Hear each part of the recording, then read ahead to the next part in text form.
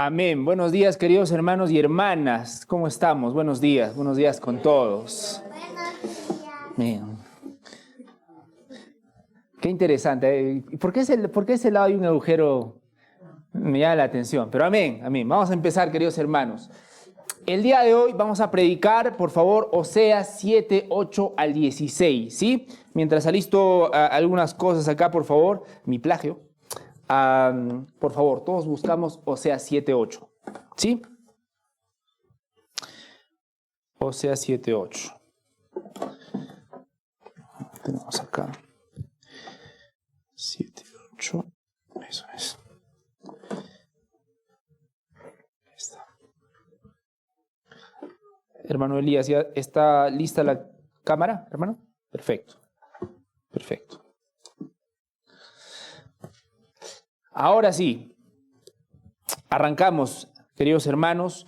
Nuevamente les doy la bienvenida a la Iglesia Cristiana de la Gracia. Es una alegría verlos a cada uno de ustedes. Es una alegría verlos también a muchas personas nuevas, unas personas que nos visitan de tiempo, pero es una alegría verlos al final del día.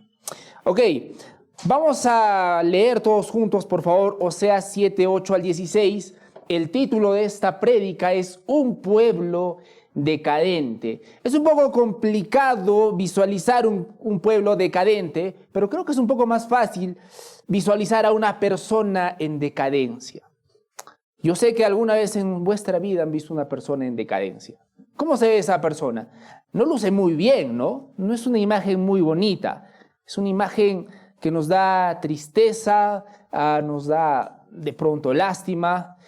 Y es lo que la palabra de Dios nos va a mostrar el día de hoy acerca de su pueblo, acerca del pueblo de Israel, pero lamentablemente también acerca de muchos de nosotros. Así que por favor acompáñenme en Oseas 7, 8 al 16. Lo vamos a leer juntos, ¿sí? Vamos a leerlo juntos. Oseas 7, del 8 al 16. Dice así la palabra del Señor: Efraín se mezcla con las naciones. Efraín es como una torta no volteada. Devoran extranjeros su fuerza y él no lo sabe. También tiene cabellos canos y él no lo sabe. Versículo 10. Testifica contra él el orgullo de Israel, pero no se han vuelto al Señor su Dios, ni lo han buscado a pesar de todo eso. Efraín es como una paloma incauta, sin entendimiento. Llaman a Egipto, acuden a Siria.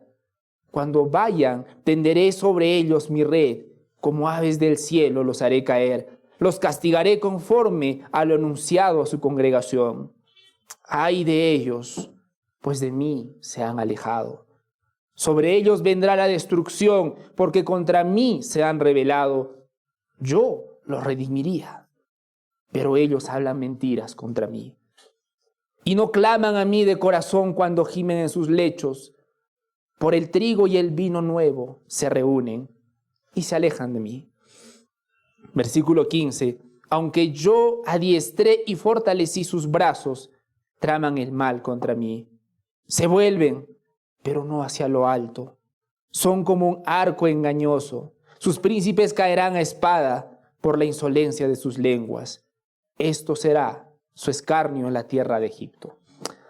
Vamos a orar, queridos hermanos. Padre Santo, gracias, Señor, te damos por tu palabra. Gracias, Señor, por tu gloriosa palabra, Señor. Padre Santo, te pido que nos acompañes en este tiempo, porque, Señor, sin tu presencia, sin tu palabra, sin el poder de tu palabra, sin la autoridad, Señor, este es un tiempo en vano. Señor, obra en tu pueblo, Dios mío. Hay muchos corazones endurecidos aquí, estoy seguro, pero también estoy seguro que tienes mucho pueblo, Señor. Y Padre Santo, te pido que obres grandemente en tu pueblo. Ayúdanos, Señor, acompáñanos en este tiempo. Señor, aún te pido que me des claridad para explicar tu palabra. Y Señor, te pedimos que alistes y prepares y nos des un corazón enseñable. Padre Santo, quita toda distracción que tenga cada persona en este momento y que tu voz sea oída como lo que es una voz de autoridad, porque tú nos hiciste, Señor, porque de ti y por ti y para ti, Señor, son todas las cosas. Bendice este momento y habla, mi Señor, con autoridad en sus corazones. Te pido todo esto en el nombre de Dios Jesucristo. Amén.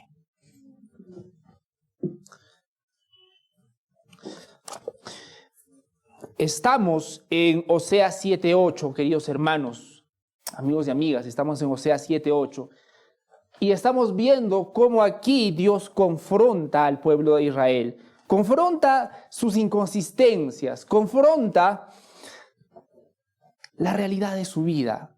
Porque semanas atrás vimos nuevamente que Israel estaba por un momento emocionado, arrepentido en apariencia, pero Dios les confronta con la dura realidad. Y aquí en los versículos, en Oseas 7, del 8 al 16, vamos a ver cómo Dios usa diferentes ilustraciones para mostrar la realidad de su pueblo. A mí me encantan las ilustraciones porque me ayudan a visualizar mejor cuando Dios quiere comunicar algo. Y a mí me encanta este versículo en particular porque no tiene una ni dos ilustraciones, tiene 4 ilustraciones. Y es que la palabra de Dios compara al pueblo de Israel con una torta no volteada, con una persona que no sabe que está mal. Compara al pueblo de Israel como una flecha malograda, como un arma que no sirve. Y también la compara, se me está yendo una, perdón, con una paloma incauta. Ahí está. Cada uno de estos aspectos van a mostrar y van a demostrar que estamos frente a un pueblo decadente. Pero vamos juntos, por favor, y que sea la palabra de Dios que nos hable el día de hoy. Dice así, Oseas 7:8, Efraín se mezcla con las naciones. Efraín es como una torta no volteada. Acá tenemos de nuevo la palabra de Dios hablando con fuerza, sin sutilezas y hablando directamente a las personas. Efraín se mezcla contra las naciones. Aquí en vuestros ojos tenemos la primera acusación que hace Dios a su pueblo. Efraín, que se refiere a Israel, se mezcla con las naciones. ¿Y cuál era el problema que Israel se mezcle con otras naciones?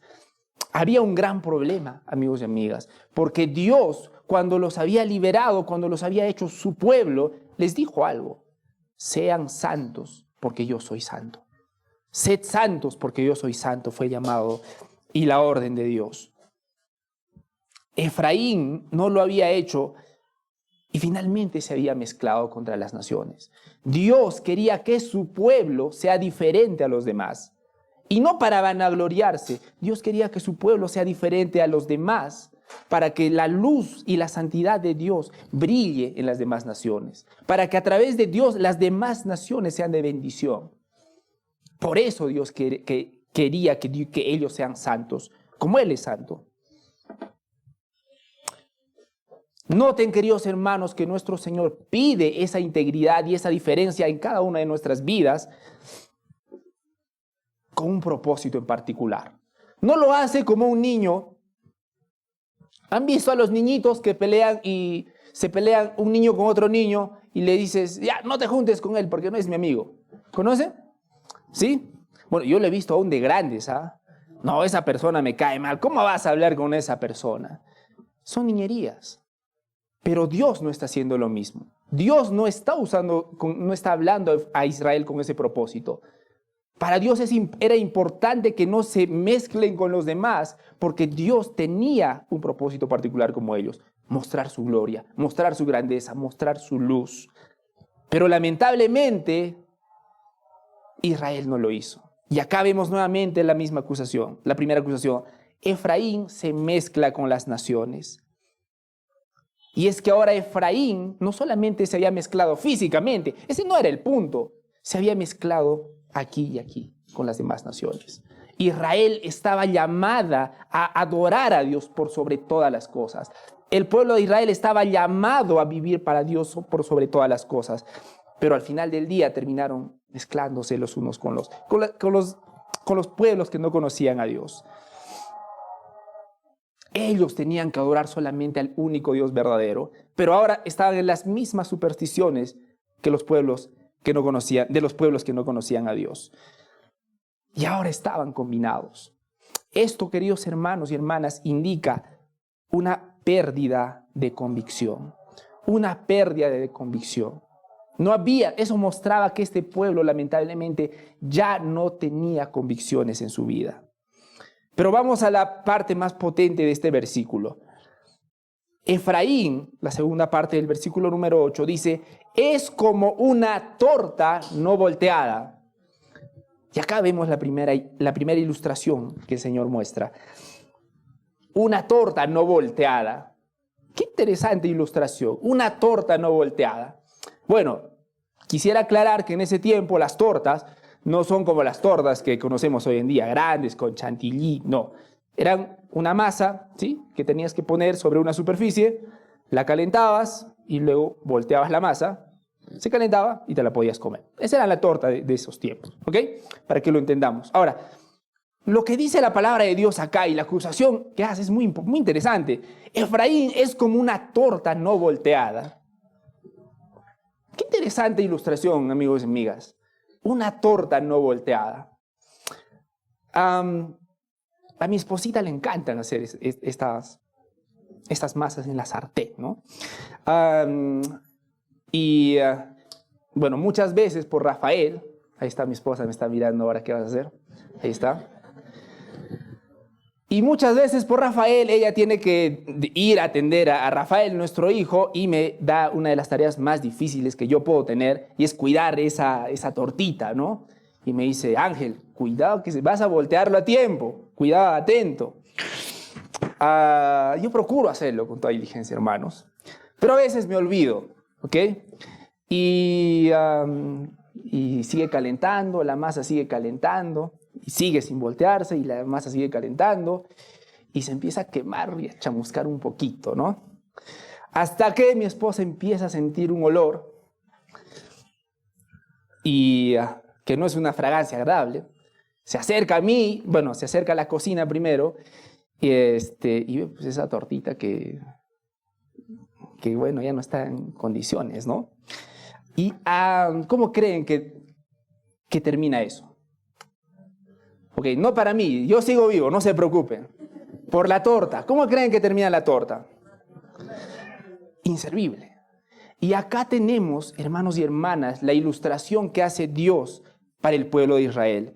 Efraín es como una torta no volteada, quemada por un lado, cruda por el otro lado, y al final del tiempo, inservible. No sirve, ya no sirve. Y es poderosa la forma, y es muy interesante la forma en la que Dios muestra la maldad del pueblo de Israel. Es como una torta volteada, quemada por un lado, cruda por el otro lado. Es una cosa por un lado y es otra cosa muy distinta por otro lado. ¿Están viendo a dónde quiere ir el Señor con esta ilustración? Está mostrando un pueblo que es inmensamente inconsistente. No es ni esto ni lo otro. Como diríamos aquí en Perú, ni fu ni fa, ¿no? No es ni caliente, no es ni frío. Ni está cocido ni está crudo. No sirve para nada. Efraín no era firme para nada, hermanos. Es decir, Israel era inconstante y cambiante. Y Dios lo demuestra en esa ilustración. Y Dios no lo muestra como un chiste. Dios muestra acá que Él odia la inconsistencia. Odia la inconsistencia de Israel y por supuesto odia la inconsistencia en las personas el día de hoy. ¿Y por qué? Porque Dios busca, la voluntad de Dios, hermanos, en nosotros es la integridad en nuestras vidas. Dios quiere que nosotros seamos hombres y mujeres íntegros delante de Él. Hombres y mujeres íntegros delante de Él. ¿Será posible ser un hombre y una mujer íntegros, hermanos? Perdón, esto voy a poner acá. ¿Será posible ser íntegros, hermanos? ¿Será que Dios nos está pidiendo algo que humanamente no se puede hacer?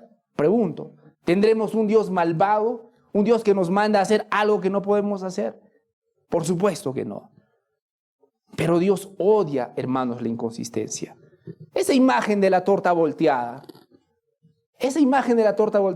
aplica lamentablemente a muchos de nosotros, que no somos ni buenos ni malos, sino que estamos ahí, quemados por un lado y crudos por el otro, nuevamente. Y para Dios eso es una inconsistencia.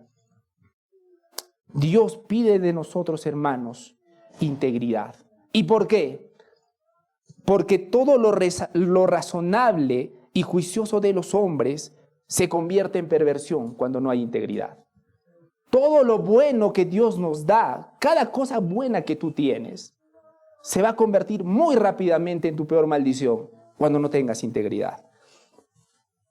Pongámonos a pensar solamente un rato. Los grandes fraudes que ustedes han visto han sido hechos ¿por quién? Por genios en los números. Los grandes robos que existen en las naciones no han sido hechos por un ladronzuelo de la calle. Lamentablemente son hechas por personas a quienes Dios les ha concedido una inteligencia impresionante. Y es por eso, hermanos, yo quisiera que vean la importancia. Dios, la voluntad de Dios es integridad en nuestras vidas. Y cuando no haya integridad en nuestras vidas, rápidamente nos vamos a convertir en esta torta no volteada. ¿Qué relación tiene esto con el Evangelio, hermanos? El Evangelio de Jesucristo nos dice, y vamos por favor a 2 Corintios 5:17 para que lo veamos juntos. 2 Corintios 5:17.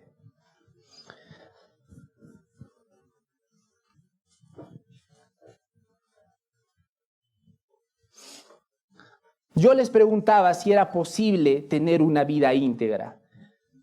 Y yo quisiera preguntarles nuevamente, no es una pregunta retórica, pero quisiera preguntarles, ¿es realmente posible tener una vida íntegra?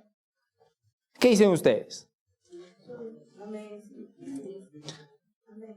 Algunos dicen amén, otros dicen que no, pero la mayoría, aunque no lo hablan, la mayoría, ¿saben qué me dicen con vuestros gestos?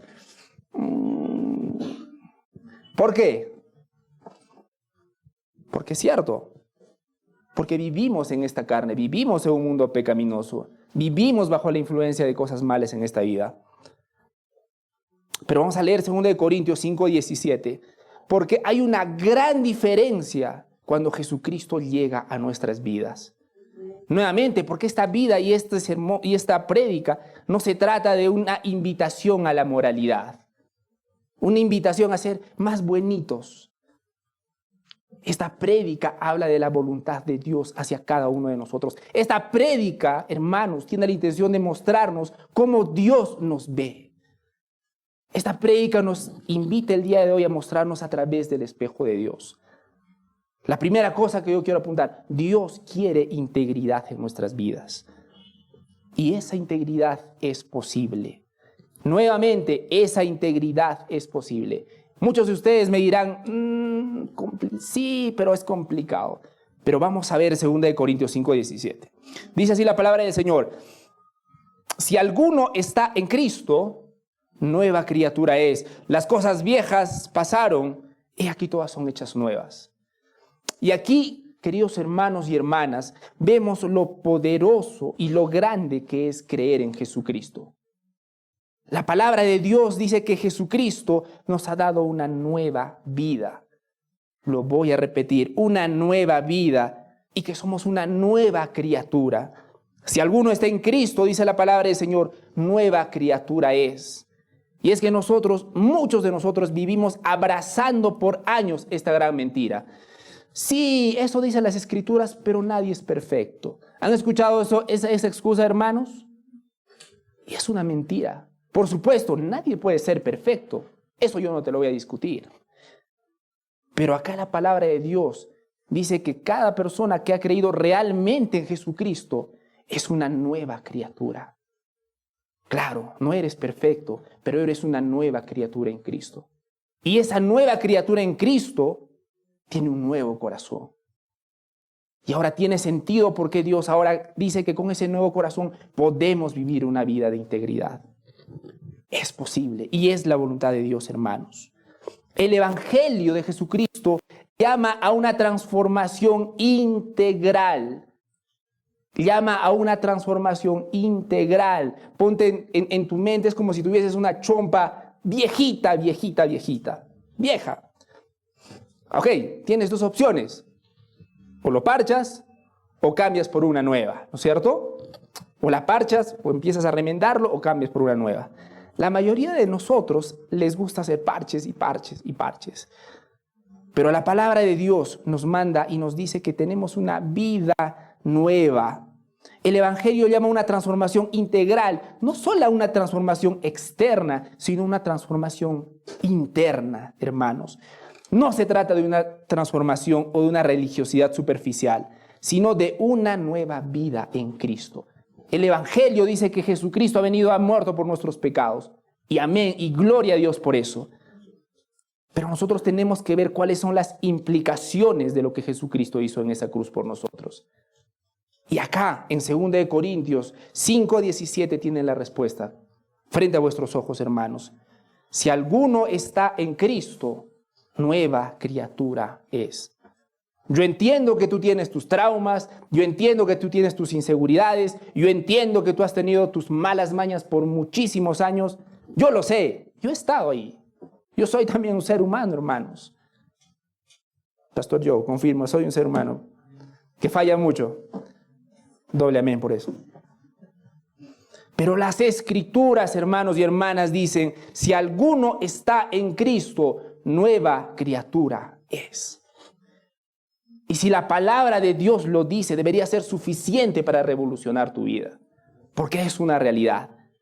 La palabra de Dios dice, bueno, ahora intenta mejorar tu vida, poner parchecitos acá por acá. No, hermanos. La Escritura dice, nueva criatura es. Las cosas viejas pasaron.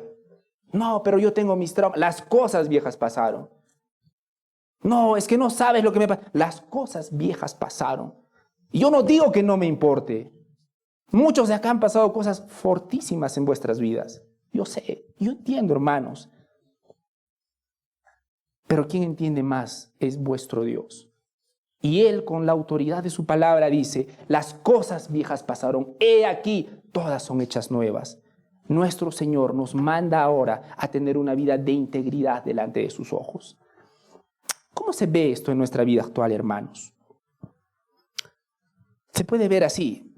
Una persona que solamente ha creído de manera superficial en Jesús o en Dios, puede venir a la iglesia los domingos. Sí, es verdad. Yo siempre lo repito, me alegra. Bienvenidos a las personas que están viniendo por primera vez a la iglesia. O por segunda o por tercera, bienvenidísimos. Y bienvenidos a las personas que están viniendo años a la iglesia, por si acaso. Pero una persona puede venir a la iglesia todos los domingos, participar en cada actividad de la iglesia, participar en todas las reuniones, pero cuando va a su trabajo es otra cosa. Pero cuando se relaciona con sus familiares es otra cosa. Su vida, la vida de este tipo de personas, es una mezcla de religiosidad y mundanalidad. Es una torta no volteada.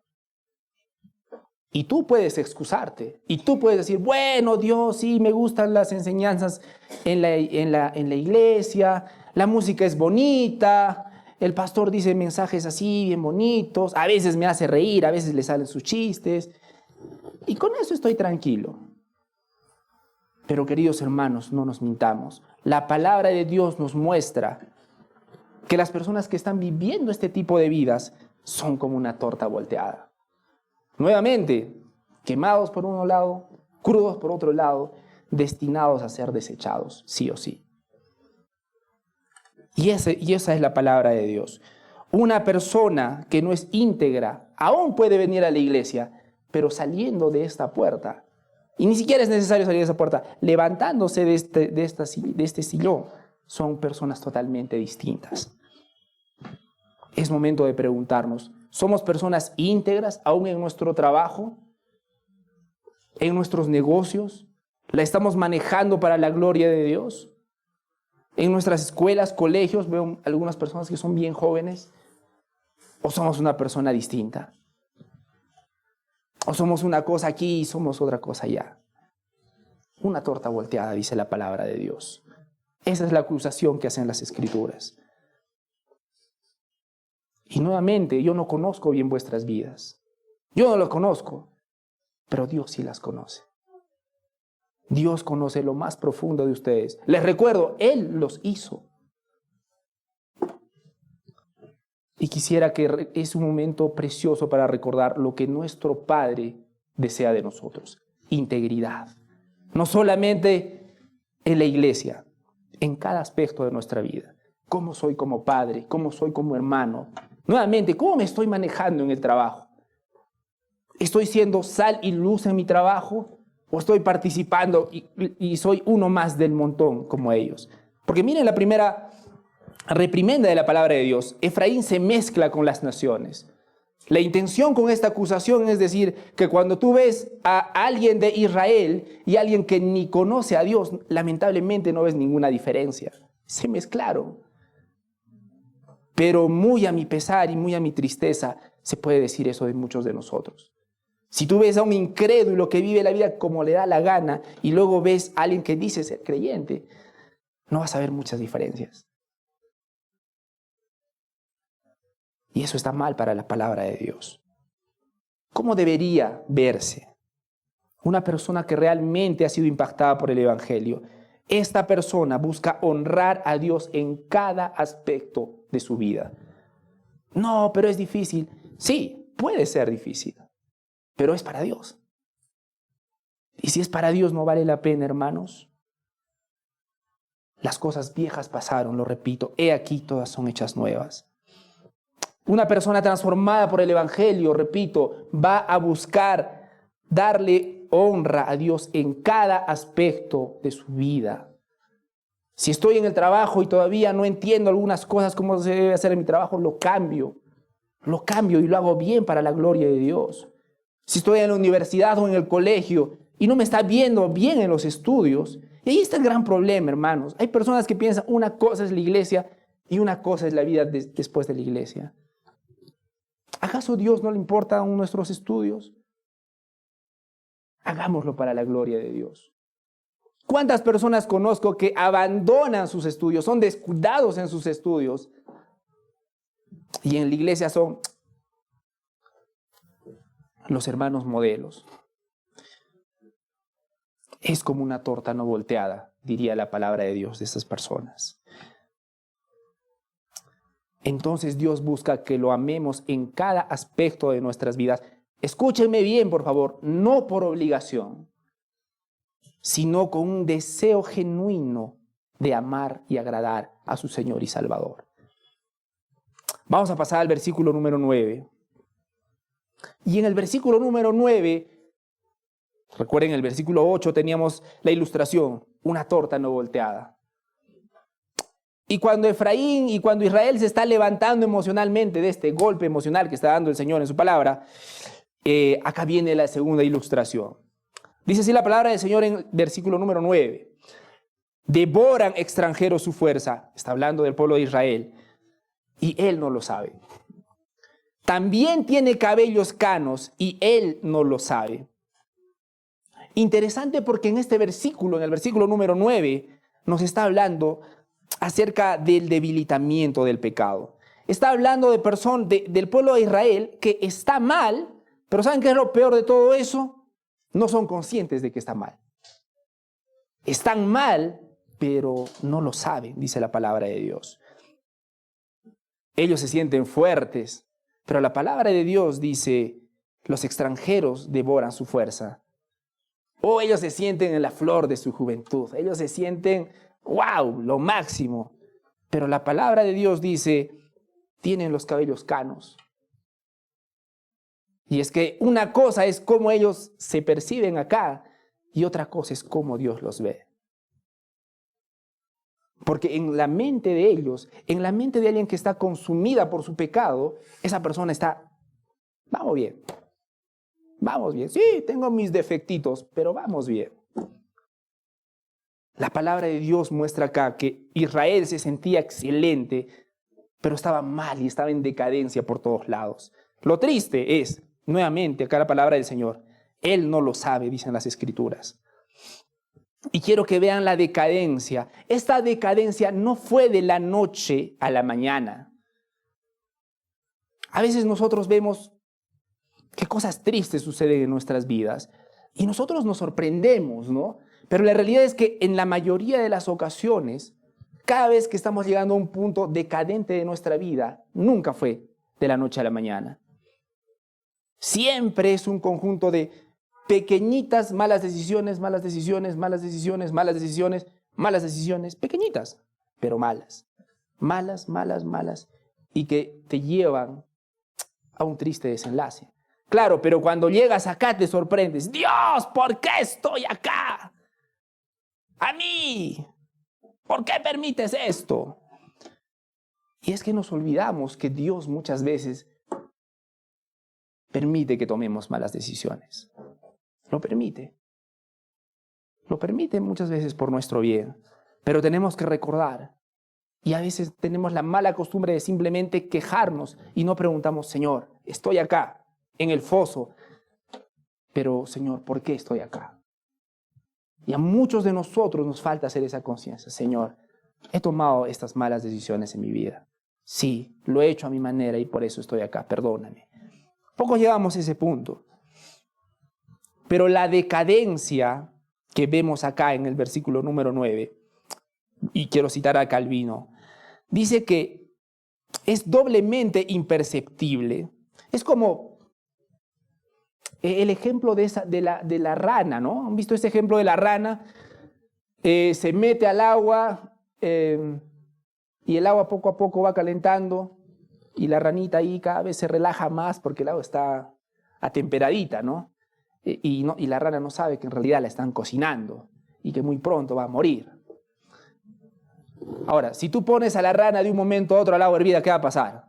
Va a saltar, ¿no? Pero cuando el pecado es gradual, cuando el agüita es gradual, no se siente. Es exactamente lo mismo con el pecado, hermanos. Pocos acá pecan escandalosamente de un momento a otro. Es verdad. Pero piensa en todas las malas decisiones que tomas en tu vida. Piensa en los pequeños pecados que tú le llamas que te permites día a día. Una miradita por acá, un estito por acá, y poco a poco el agua se va calentando, calentando y calentando, y no lo percibes. Y tenemos que recordar que para llegar a este punto decadente no es de un día para otro.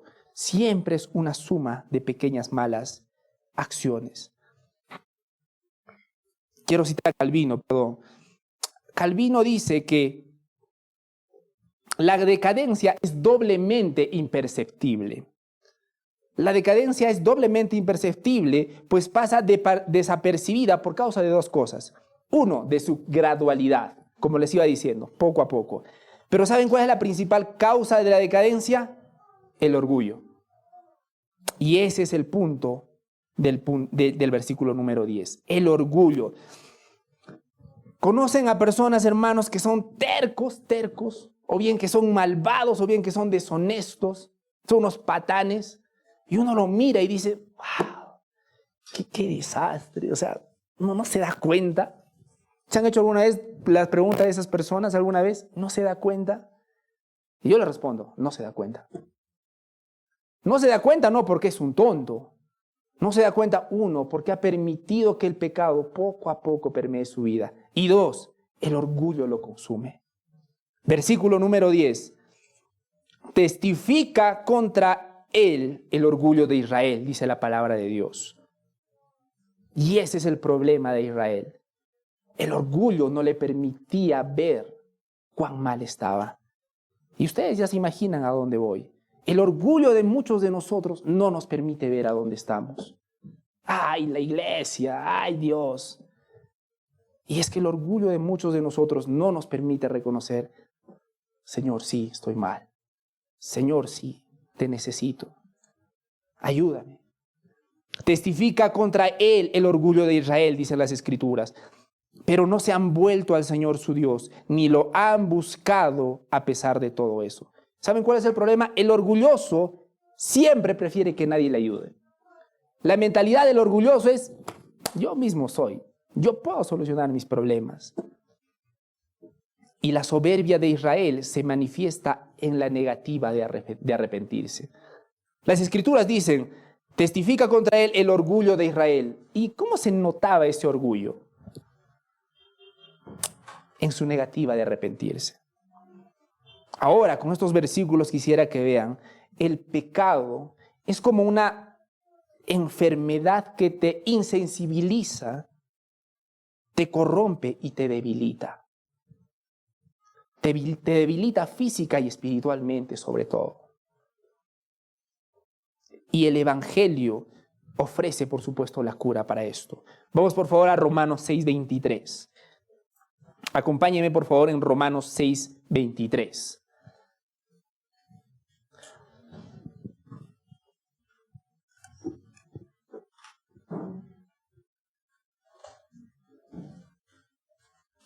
¿Cómo se quita el pecado del corazón? ¿Cómo se quita algo que en realidad amas con todo tu corazón, pero que te está matando por dentro? Y la respuesta siempre es Jesucristo. Vamos a leer Romanos 6:23. Porque la paga del pecado es muerte, mas la dádiva de Dios es vida eterna en Cristo Jesús, Señor nuestro.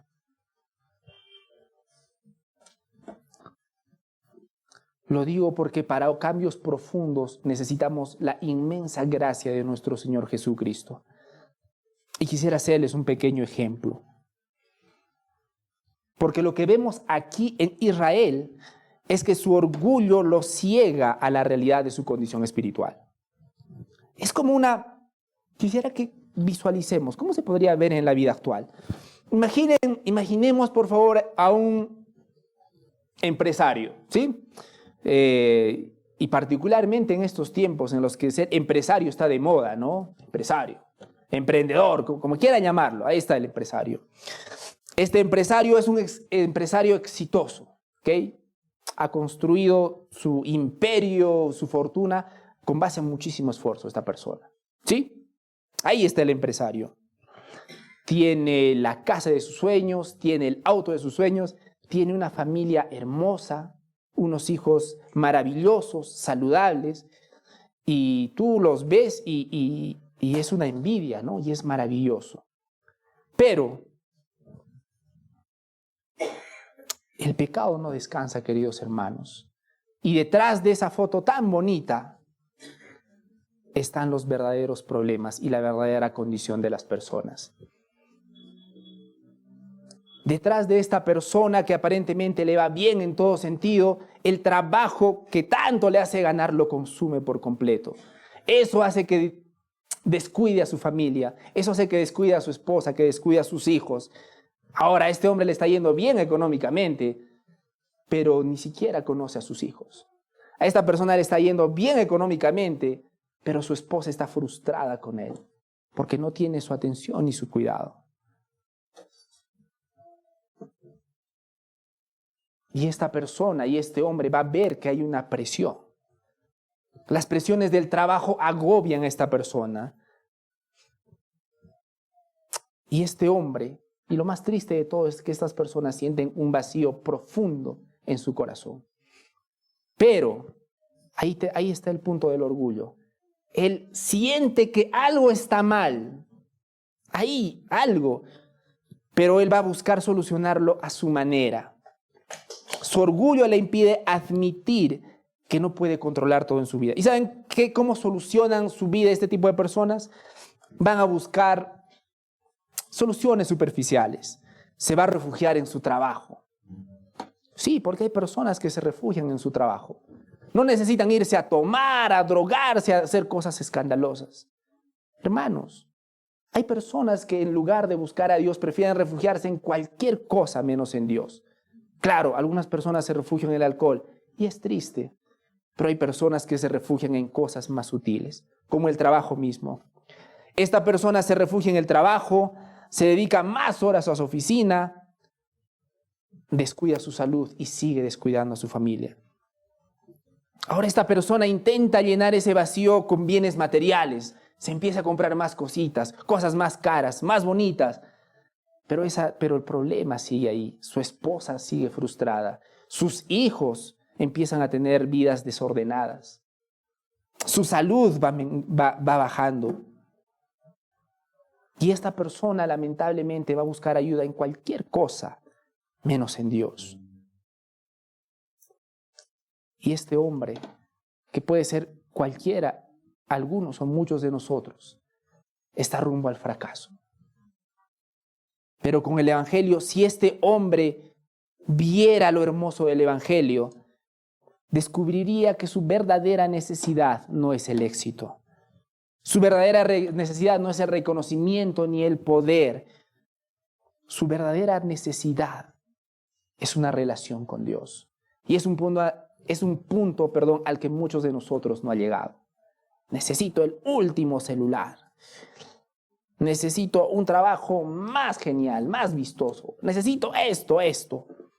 Muchos de nosotros no hemos llegado a ese punto de ver que nuestra relación con Dios es nuestra mayor necesidad. Y como no vemos que nuestra relación con Dios es nuestra mayor necesidad, desde luego jamás la vamos a buscar. El Evangelio debería mostrar a este hombre y lo debería llamar a la humildad, a mostrar su fragilidad y la necesidad de un Salvador. Por favor, quisiera que vayamos a Isaías 2:11.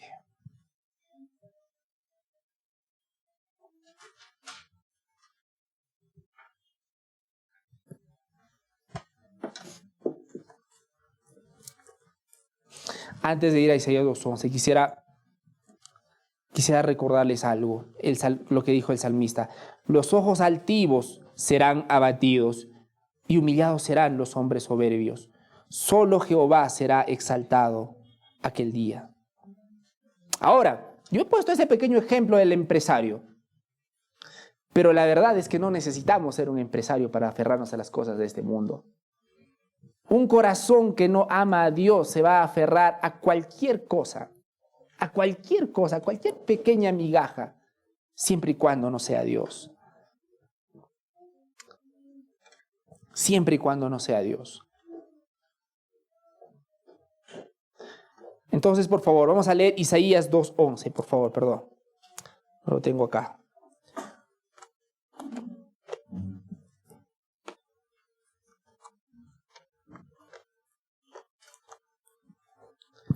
Dice así la palabra del Señor, Isaías 2:11. La mirada altiva del hombre será abatida y humillada la soberbia de los hombres. Solo el Señor será exaltado en aquel día, dicen las Escrituras. Y ahora la palabra de Dios nos lleva al versículo número 11. Dice así la palabra del Señor, versículo número 11.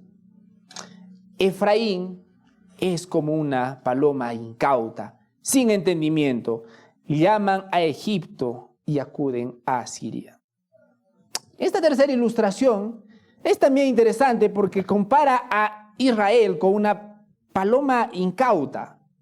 ¿Cómo es una persona incauta? ¿Han escuchado? Yo he escuchado varias veces, y estoy seguro que ustedes también, la palabra incauta. ¡Ay, qué incauto! Persona incauta. ¿Qué es una persona incauta? ¿Ah? ¿Qué es una persona incauta? Es una persona ingenua. Una persona incauta es alguien que ingenua, confía con mucha facilidad en algo o en alguien. Confía con demasiada facilidad sin ver los peligros que entraña algo. ¿No? Yo tenía, 13 años cuando tenía mi celular chanchito, un celularcito, y me llegó un mensaje, ¿no? Ganaste un auto 0 kilómetros, ¿no? Solamente tienes que llamar a la doctora tal, a este número. En mi defensa tenía 13 años, yo estaba alegre, ¿no? ¡Wow! Me gané un carro, qué genial, estaba saltando de un pie, ¿no? Y recuerdo que me acerqué a mi primo.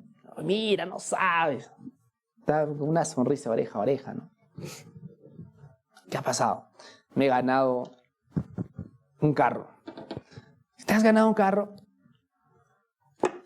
Yo me he ganado un carro. ¿Y cómo así? ¿Qué ha pasado? Y orgulloso saco mi celular, ¿no? Mira, ganaste un auto. Y gracias a Dios, mi primo me hizo volver a la realidad.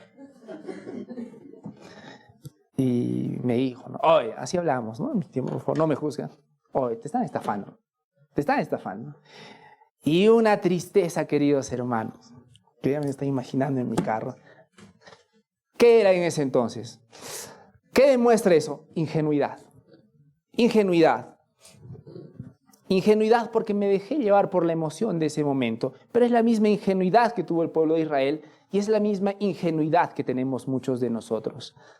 Yo confié en esa persona que me quería estafar, sí, pero muchos de nosotros confiamos en los grandes estafadores de este mundo. El poder, el dinero, el estatus, el reconocimiento, qué sé yo. Ingenuos. Esa es la palabra que usa la palabra del Señor. Ingenuos, incautos. Porque cuando Israel estaba mal, ¿a quién debió buscar? El pueblo de Dios.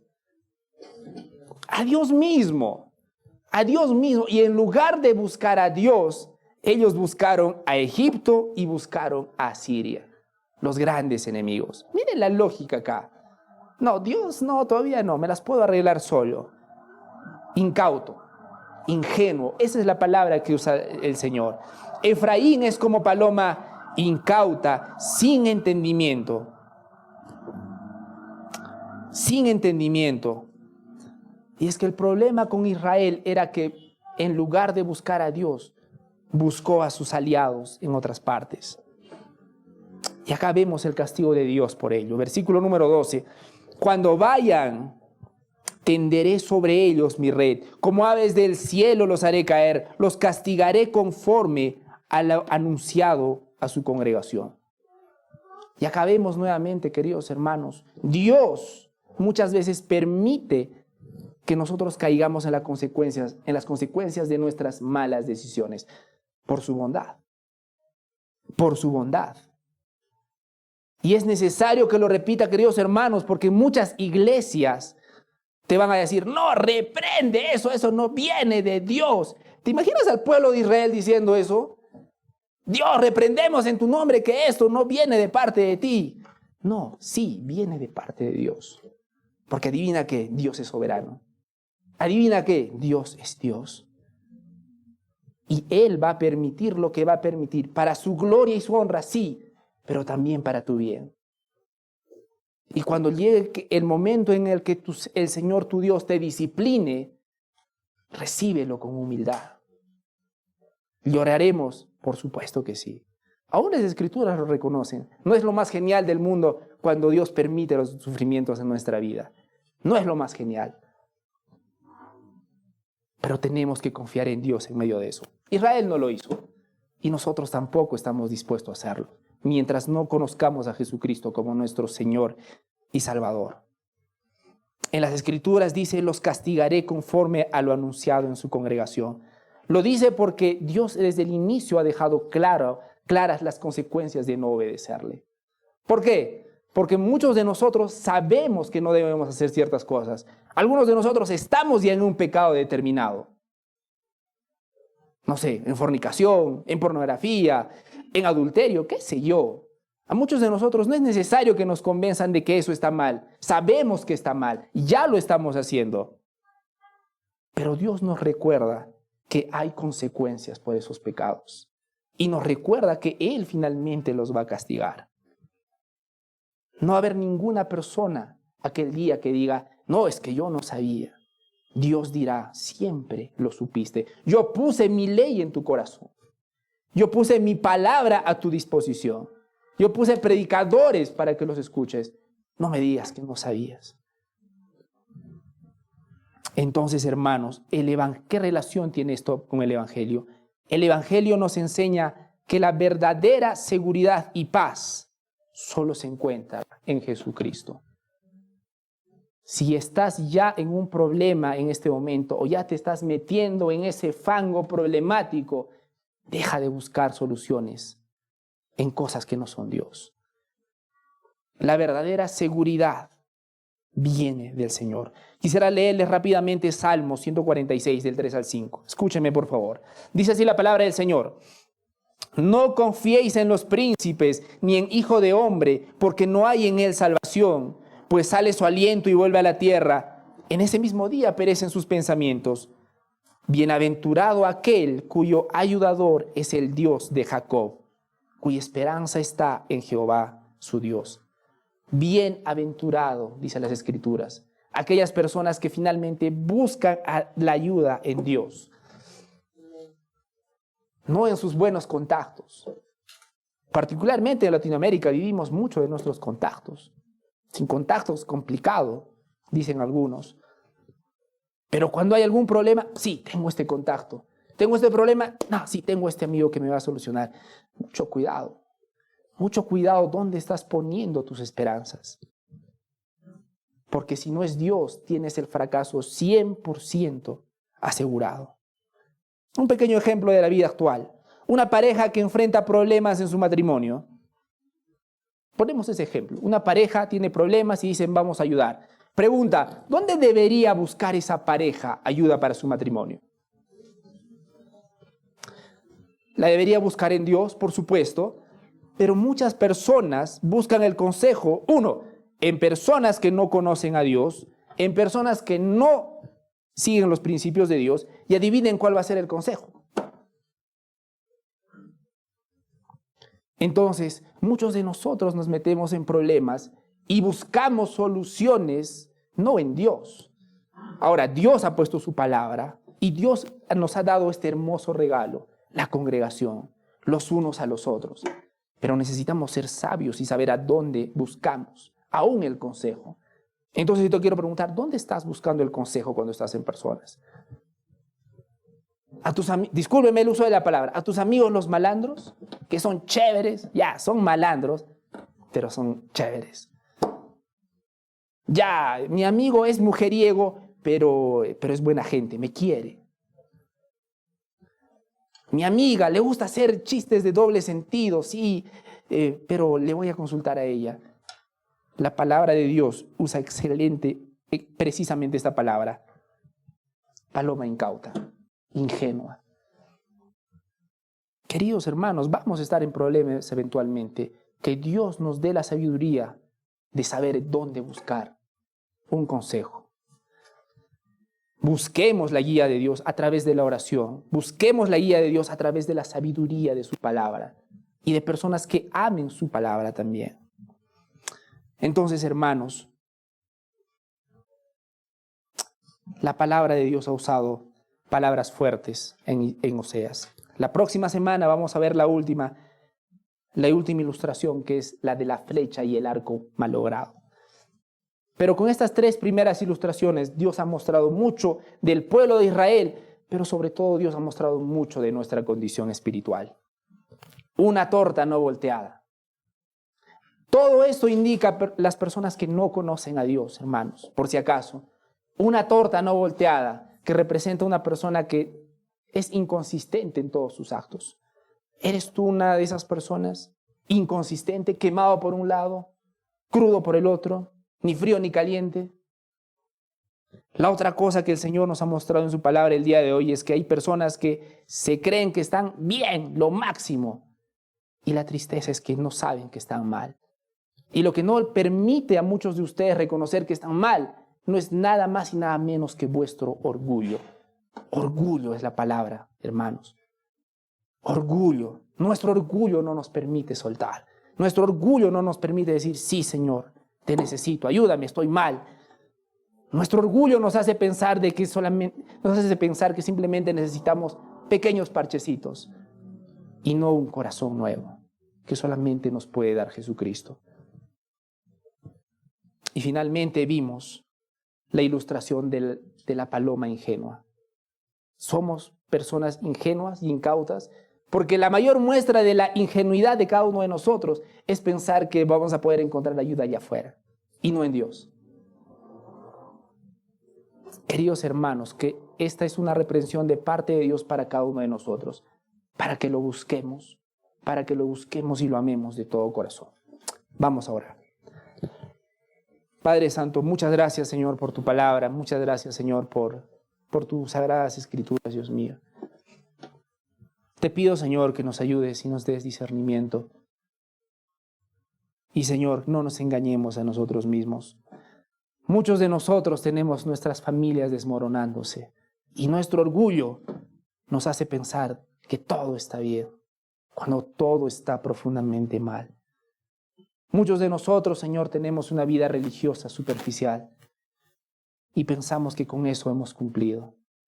Muchos de nosotros, Señor, tenemos el corazón endurecido, que incluso dudamos de tu existencia.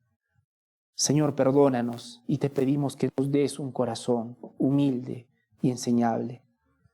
Señor, a las personas que no creen en ti, Señor, te pido misericordia y te pido que les des ese corazón nuevo, que les des ese don, Señor, de arrepentirse de sus pecados y creer en ti y dirigir su mirada a ti, Señor. Porque todas las personas que no creen en tu Hijo Jesucristo son esas tortas volteadas, son esas aves ingenuas, son esa persona que piensa que está bien y está profundamente mal. Padre Santo, te pido, Señor, que avives nuestros corazones. En el nombre de tu Hijo Jesucristo.